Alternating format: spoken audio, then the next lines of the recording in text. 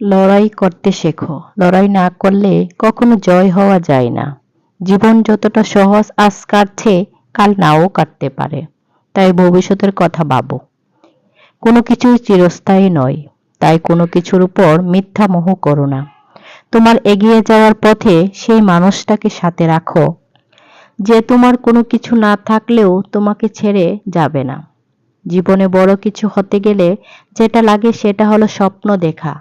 আর সেই স্বপ্নটাকে সফল করার ক্ষমতা যদি তুমি অপেক্ষা করতে পারো, তবে দেখবে একদিন তোমার ভালো সময় আসবে। তুমি কাল যা করছো, আজও যদি একই কাজ করো, তবে তুমি যেখানে আছো সেখানেই থেকে যাবে।